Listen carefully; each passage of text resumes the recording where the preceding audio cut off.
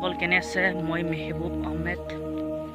মাজে সময়ে এনে কিছুমান মানুহৰ লগত পৰিচয় হৈ যায়, যিবোৰ মানুহৰ কথা বুকুত ইতিহাস হৈ ৰয়।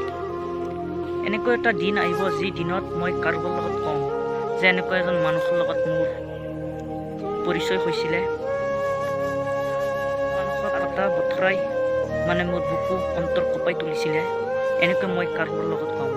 আজি মই যি অৱস্থাত আছোঁ, এনেকুৱা এটা দিন আহিব যি দিনত মই এই অৱস্থাত নাথাকিব পাৰোঁ। মই এনেকৈ আছে বেলেগ অৱস্থালৈ গুচি যাম। আৰু যাৰ লগত মোৰ পৰিচয় হৈছিলে তাইও এনেকৈ আছে এই অৱস্থাত নাথাকিব পাৰে, বেলেগ অৱস্থাত গুচি যাব পাৰে। কিন্তু এই কথা বতৰা যুগ যুগ ধৰি অন্তৰত থাকি যাব। এবাৰ আপুনি চিন্তা কৰকচোন, সেই কথা বতৰা যেতিয়া আপোনাৰ মনত পৰিব তেতিয়া আপুনি কিমান আৱেগিক হৈ যাব।